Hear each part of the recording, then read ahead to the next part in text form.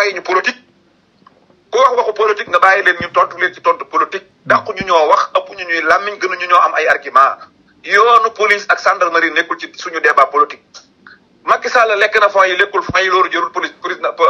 procureur ci jëli kenn. mais tam ay fen nga fay wax si kilifa Cheikh Bara ay fen nga fay wax si kilifa.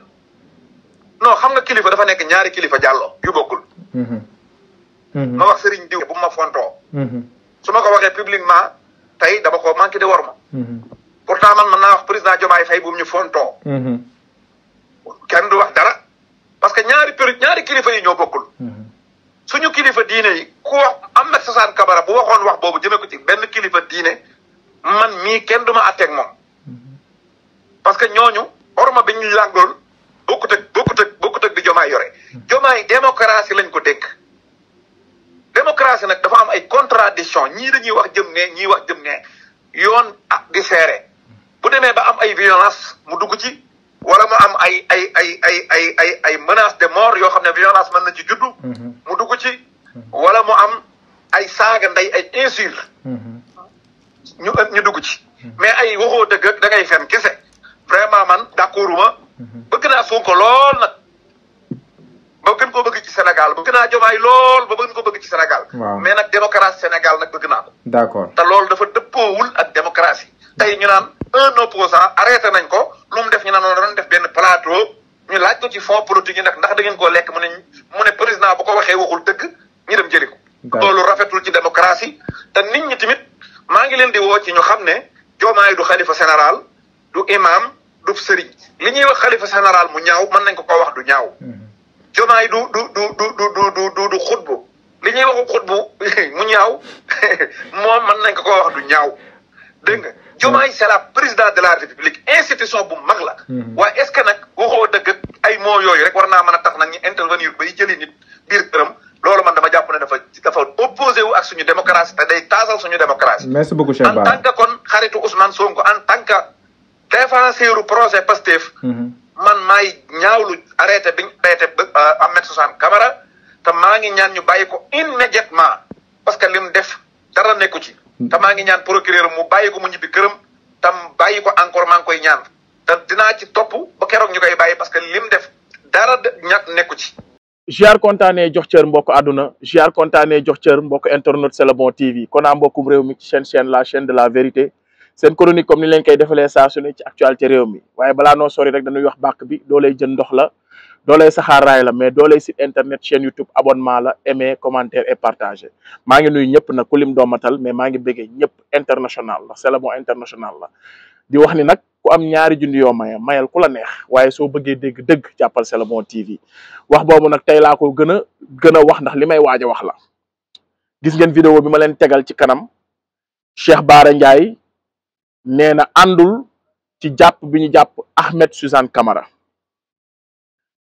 kàddu yi mu yëkkati nee na du dara garaawul yéen a ko déggandoo mais man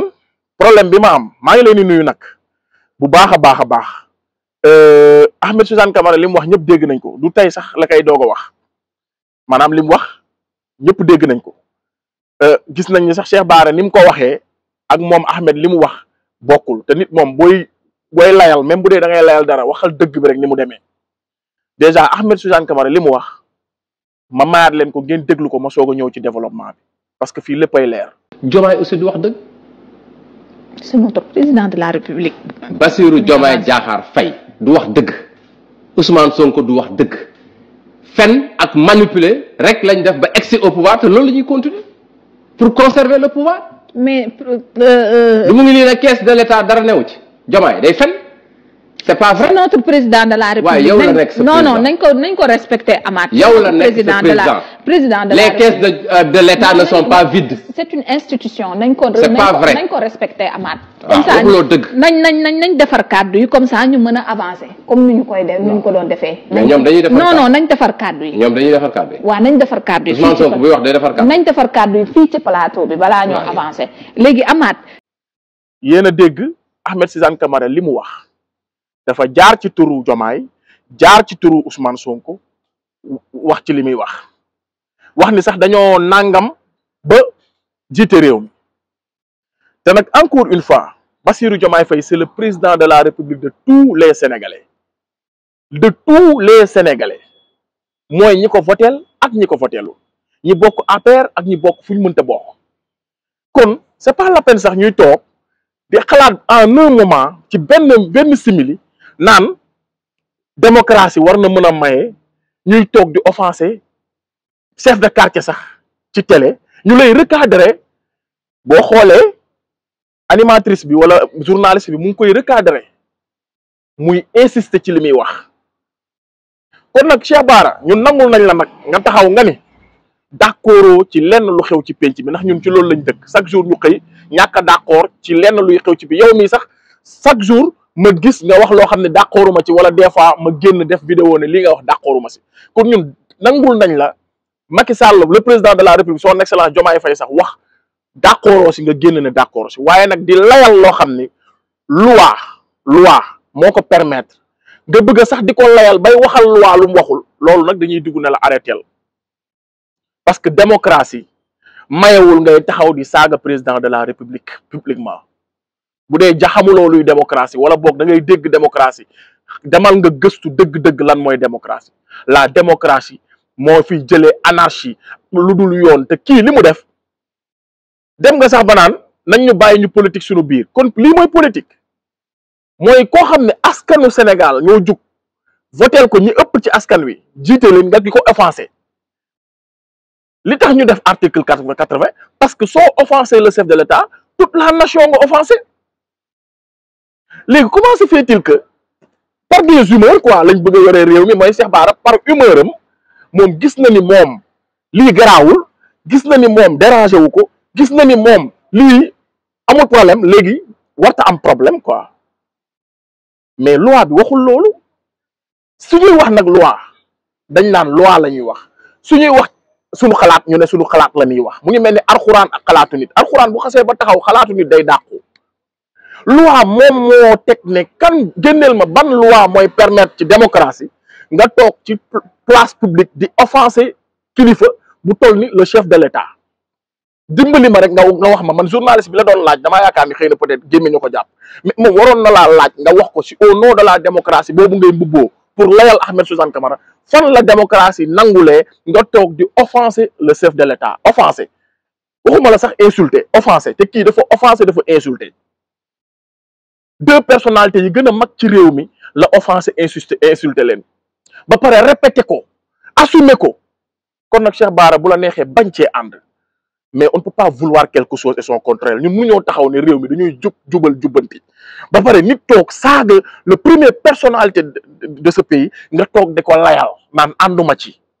on ne peut pas être plus royaliste que le roi yàlla moo ñu gën a baax Sénégal nag degré de bëgg gën a baax yàllaam dëgëre gën a bëgg a baax yàllaam daf ko egg foo xam ne wallahi day sax jéem a layal lu dul dëgg ngir jéem a wane ni man damaa baax wala wane ni man damaa am di wane boppam waxuma nag loolu nga nekk di def xëy na sa xol bu rafet sa générosité moo la jàpp mais nare Ahmed Suzanne Camara waxal ko li mu wax c'est très clair te Sénégalais yëpp ko dégg bul ñu manipuler Ahmed Suzanne Camara li nga wax waxul dëgg bu ko waxoon mën na bañ a garaaw mais day fa wax ni day nangam ñu wax ko déet mu ne day nangam moom ministre am Ousmane Sonko dañoo nangam sax ba jiite réew mi te waxul dëgg il a offensé toute la nation kon tey yow su fekkee naqariwu la te nga ne bëgg nga ñu affaire bëgg-bëgg sax daf fee nekkul du ay bëgg Ousmane Sonko bañ Ousmane Sonko mais c'est le chef de l'État c'est la nation la taxaw saaga leen kooku dama bëgg nga indil ma ban démocratie moo nangu ñuy offenser le chef de l'État waxuma la ne ñu ko saaga publiquement kon ngir yàlla ak yonent bi Cheikh Bara am nga droit am say humeur am say gis-gis mais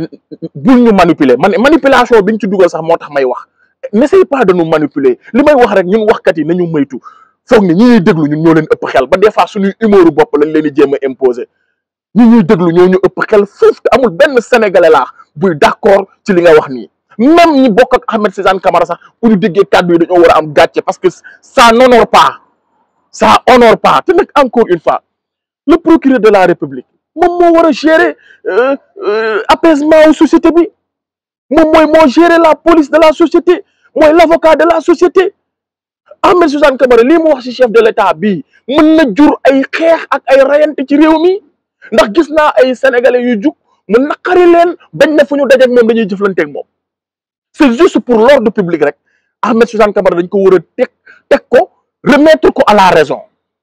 La politique, ça ne veut pas dire ça tu es un politicien, ça ne veut pas dire que tu t'es permis de tout dire. Et Cheikh Bara nous dit qu'il faut nous laisser nous les politiciens ñu politique suñu politique. Ah politique mooy saaga, politique mooy wax lu bon, politique mooy wax lu ñaaw, politique mooy xotti worma ki askan wi yëpp tànn ne ko yaay suñu njiit. Ce qui est plus grave li Cheikh Bara avoué nee na su fekkoon kilifa diine la su fekkoon sëriñ la moom mooy jug xeex ak moom waaye comme c'est le chef de l'État et son premier ministre garaawul il a insulté toute la nation.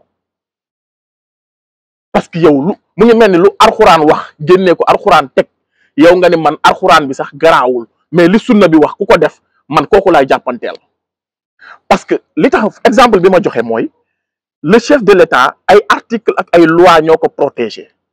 régir écrire noir sur blanc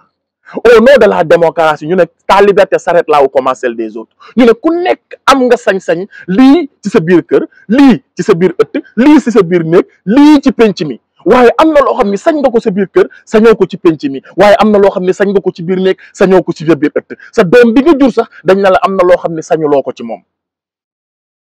mu nekk lu ñu tënk muy ay code ak ay règle teg ko ba teg article 80 offense au chef de l'État wax ma fii ban article moo bind ni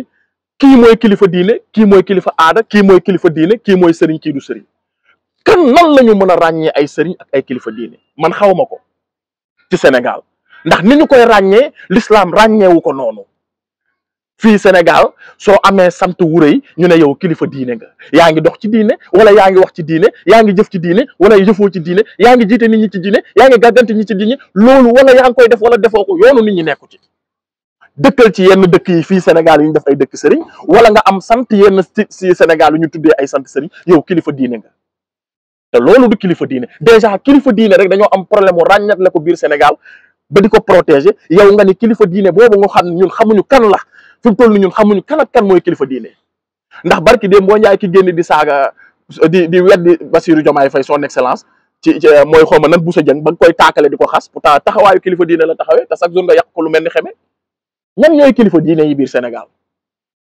sëñ Modou Boussa Dieng chaque jour nga taxaw yàq ko lu mel ni xeme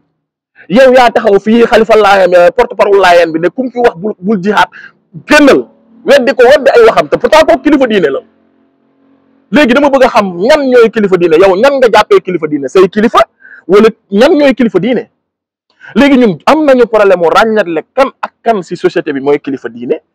amul benn texte wala règlement bu ne loi bii kat kii mooy kilifa diine ràññale lañ ni maanaam identifier nañ leen ku leen wax nangam loi nangam dal sa kaw.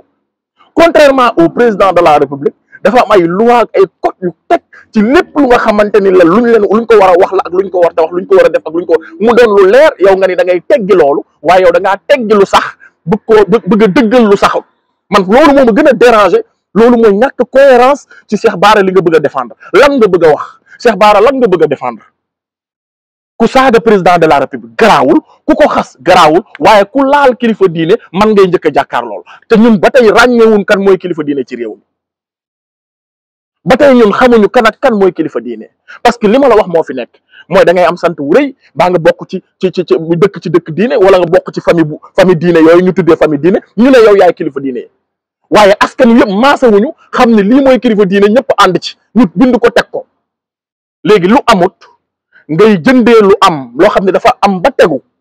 ñuy xeex société bu jub ñu doon xeex bay waxal suñu bopp jubal jubbanti tey jii quelqu'un bu taxaw palier bu gën a mag ci askan wi mu saaga ko insiste ci tey nga taxaw ne da nga koy défendre kon Cheikh Bara looy xeex Cheikh Bara lan ngay xeex lan nga bëgg a wax askan bi lan qu'est-ce que tu veux nous dire loo ñu bëgg a expliquer te journaliste bi jëm na la recadrer ay yoon mais ça montre que ni niveau bi ngay waxee niveau bi mu man daal comprendre ma la Cheikh Bara parce que man pour man war nga am benn respect ci kaw sénégalais yi war nga am benn bàyyi xel sénégalais yi ba xam ni seen bopp yi du suusu nangu ba loo ci jimu sax am nga droit encore une fois j'ai pas dit que j'ai pas dit que Cheikh Bara amoo droit ñàkk ànd ci lenn lu xew ci société bi jàpp naa ne am nga droit ànd ak Ahmed Suzanne Camara jàpp naa ne am nga droit wax ni lii procureur woo ko d'accord ci waaye di ko saxal foofu la sunu problème ak man nekk yow nekk mooy di jéem a saxal li Cheikh Bara li Ahmed Suzanne Camara wax di ko jéem a oyofal di ko jéem a suufeel ba pare nag lakk na nga say nit yi nga xam ne yow ñooñu ñoo la gënal ñooñu nga bëgg nga ne ku leen laal nga jàkkaarloog ñoom waaye même non mais c'est grave ce qui se passe dans ce pays c'est très grave vraiment tu pourrais défendre Ahmed Suzanne mais li nga boole ci biir wax ji man moo ma ci wax loo te loolu dafa may interpeller te képp kuy gor di wax ko tu dëgg bi Sénégal li Cheikh Bara wax daf la war a interpeller on est dans quel pays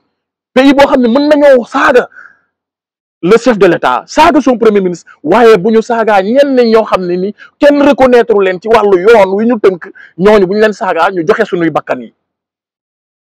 wax nga dëgg nag loolu lañ fi bëgg a jëlee ndax dañu fi saaga yàlla ci réew mi saaga fi yonent bi sallallahu alayhi wasallam kenn du réagir waaye ñooñu noonu ñu tuddee tur yi rëy yi dañ ay sëriñ lañu ñooñu ku leen laal ñu bëgg laa lekk maa ngi nii exemple laa ci looloo ma indi fii waaye defe naa loolu moo war a am kersa sax ñu taxaw di koy wax kon li nga bëgg a défendre loolu lañ bëgg a xam ak li nga bëgg a saxal ak li nga bëgg a dàq li nga saxal nekkul lu sax ci suñuy loi réew li sax ci suñuy loi réew nga dàq ko Cheikh Bara lii nga def li nga bëgg a saxal ne ñooñu ku leen laal nga jox leen seen bakkan ku ko laal waroo fanaan sa kër ak li nga xam ne loi moo ko saxal muy le chef de l'État article 80 protégé ko kenn waru ko offensé bu dee xamuloo luy offensé offense au chef de l'État la ñuy wax offense waa léegi li Ahmed Suzanne Camara wax yéen sénégalais yi ndax offense la wala du offense lii dafa romb offense ce sont des injures maanaam dañ leen a weesu na offensé te ku offensé le chef de l'État tu as offensé toute la nation parce que ñu ngi koy woowee le père de la nation le gardien de la constitution kon nekkul jëm ni Bassirou Diomaye dem nga ba naan Bassirou Diomaye Faye du kilifa diine du xut bu rabbaan du mais yaa ngi xotti waruma sax le président de la république xëccoowul loolu fi ko yàlla teg moo gën a kawe ci kanamu démocratie fi yàlla teg Bassirou Diomaye Faye moo gën a kawe ci wàllu ci côté démocratie moo gën a kawe ñooñu nga koy tuddal soxlawu leen dama ne bu dajeeg ñoom ci jàkka sax moo leen war a jiite moo leen gën a légitime moo leen gën a légal parce que Sénégal kenn xàmmewu fi kan mooy kilifa diine dañu koo jàpp nii rek ci suñuy bakkan kilifa diine yàlla moo ko xam mooy kilifa diine mooy kuy sonn ci diine di jàngale l'islam kon imaam yi ci dëkk bi sax ay kilifa diine lañ ñun ñoo tànn ñu neex jox ñu am sant yu ñu neex ñu faa leen bëgg leen def leen kilifa diine far force imposé ko mais amul lenn lu koy firndeel kii nag daf koo fal nation fal ko démocratie protéger ko ay loi protéger ko nga koy minimiser naan moom du dara du xut bu rabbaan du xut bu zamaan du kilifa diine du dara mën nañ ko wax lu ne te askan wi fal ko kon yow lan ngay xeex tu minimises autant ton chef de l'État yaa ngi minimiser askan bi ku ñu fal ne moom la nga xeexal ko fu nekk di yëkkati ñi nga xamante ni nii tey ñooñu kenn reconnaître leen ci wàllu démocratie bi ngay xeex loolu moo ma interpellé moo ma wax loo waxuma kenn reconnaître woon ci Sénégal waxuma kenn reconnaître leen ci wàllu luñ askan bi dama ne ci démocratie bi ngay xeex ñooñu nga ni ku leen Ahmed Suzanne Camara lii mu wax Diomaye bu leen waxoon lu tuuti yow yaay dal seen kaw ñooñu kenn reconnaître leen ci démocratie bi kenn son excellence démocratie bi ngay xeex di ko reconnaître lu waaye réew mi reconnaître ko ñu saaga ko nga ni garaawul tu es qui Cheikh Bara qui es-tu qu'est-ce que tu cherches looy wër loo ñuy bëgg a wax man je suis confus j'ai pas compris dimbali ñu nga wax ñu Cheikh Bara Ndiaye li nga bëgg a xeex lan la ak li ngay wax lan la man j'ai pas compris il faut nous respecter Ahmed Suzanne Camara li mu wax képp kuy gor war na laa metti parce que waruñoo yaree sax suñuy doom ñuy insolent à ce point te moom jàngalekat la et puis yaa ngi naan bu ñuy waxante war nañoo mën a bàyyi tant que amul violence mais lii mu wax ni violence verbale la xanaa ku tekkiwul dara ci réew mi sax waruñu koo toog ci plateau di ko yekk lii di ko wax lii waxuma la ki nga xam ne 54% des Sénégalais moo ko fal mais kooku il est l'homme le plus aimé du Sénégal muy Ousmane Sonko ak Diomaye kon kii ban violence la mën a apporter bu fekkee procureur deful liggéeyam lan mooy rôle procureur bu fekkee ne mënul aar société bi procureur def liggéeyam mais xibaar humeuram nee na moom àndul ci lu procureur def d'accord naa waaye ñëw di ko layal di wax lu dul dëgg di ko layal di ko comparer ak lu amul di dugal suñu bopp yi li nga xam ne mënul nekk loolu on va pas l'accepter encore une fois violence jékkee-jékkiwul am fépp foo gis mu am guerre wala violence ci ay kaddu la njëkkee te kaddu Ahmed Suzanne Camara yi bu fekkee procureur mënu cee autosaisir kon jaratul ñuy am procureur jaru ko parce que violence bi mu mën a jër bëri na gis nga sax ay sénégalais yu jug commencé def ay vidéo ne dañuy dal ci kawam le procureur il a fait son travail dans un pays normal su fekkee lii mënu fa am kon jaratul ñuy am nation jaratul ñuy am république jaratul dara su fekkee ne président mën ngaa toog wax ko kaddu yi Ahmed Suzanne Camara wax ñu bàyyi la nga ñibbi si kër dara du la ci fekk askan wi tamit kenn réagirul kon nañ xam ne son excellence Bassirou Diomaye Faye sénégalais yi bëgguñu ko bu fekkee ne lii mu wax nii suñ ko bàyyi woon dara daru ko kenn defu ko dara ci réew mi kon ñu xam ne ñi ko fal kon ay jinne ñoo ko fal ay malaaka du sénégalais ñoo ko fal fu ko sénégalais gis dinañ ko duma kon dañoo war a remercier le procureur xam ne on est dans un état de droit encore une fois ku am ñaari junni yoo mayal ku la neex waaye soo bëggee dégg-dégg jàppal C'est le bon TV jaa ngeen jëf